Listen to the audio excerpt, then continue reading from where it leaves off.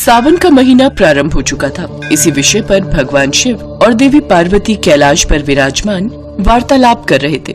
महादेव, सावन मास प्रारंभ हो चुका है और आपकी प्रिय बेलपत्र से आपका श्रृंगार करने के लिए मंदिरों में भक्तों की भीड़ उमड़ पड़ी है।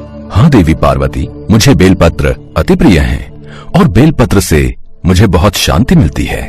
ये बात मेरे भक्त भली भांति जानते हैं और अगर मेरे भक्त केवल बेलपत्र चढ़ाकर ही मेरी पूजा करते हैं तो उन्हें उसका भी विशेष फल प्राप्त होता है। देवी पार्वती, मैं सोच रहा हूँ अपने भक्तों की परीक्षा लूं।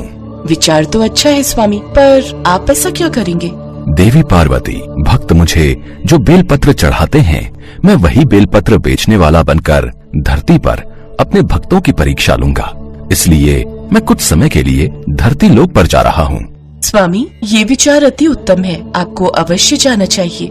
और इस तरह वार्तालाप करके भगवान शिव एक फटेहाल कपड़े पहने साधारण गरीब मनुष्य का रूप ले लेते हैं और गली गली टोकरे में बेलपत्र रखकर बेचने लगते हैं।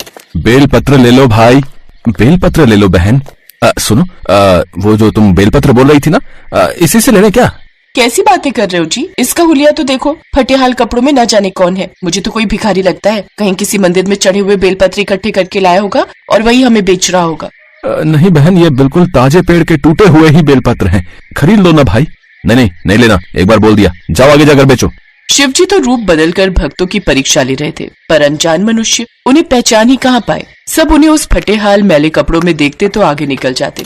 किसी ने भी बेलपत्र नहीं खरीदे। लगता है मुझे किसी मंदिर के बाहर खड़ा होना पड़ेगा, शायद वहाँ कोई भक्त ये बेलपत्र खरीद ले।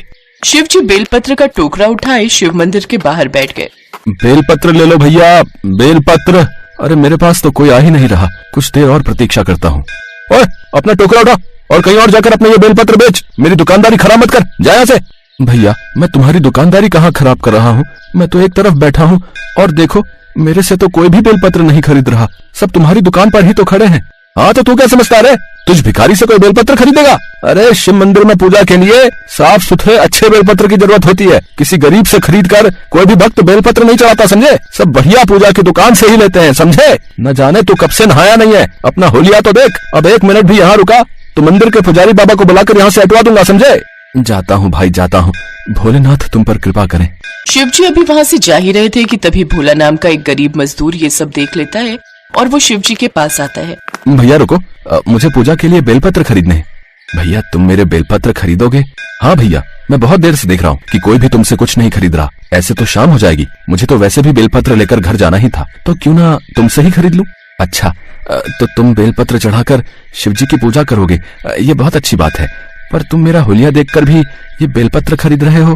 भैया, बेलपत्र मैं तुमसे लूं या फिर सामने दुकान से, बेलपत्र का महत्व तो कम नहीं हो जाएगा ना। भगवान तो श्रद्धा के भूखे हैं और उस दुकानदार से ज्यादा आज तुम्हें पैसों की जरूरत है। तो अगर मैं ये बेलपत्र खरीद कर तुम्हारी थोड़ी सी मदद कर सकूं तो मुझे बहुत अच्छा महसूस होगा। भैया, ये बेलपत्र तो मैं अपनी पत्नी के लिए लेकर जा रहा हूँ।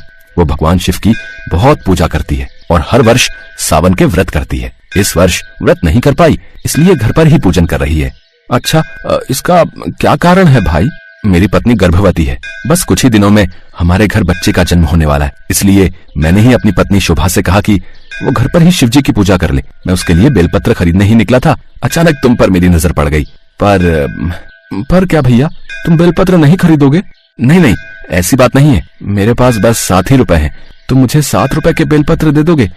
2 दिन से मजदूरी का काम नहीं मिला, इसलिए घर पर पैसे नहीं थे। 10 रुपए की भोग लगाने के लिए बर्फी खरीदी है, मेरे पास अब 7 ही रुपए बचे हैं।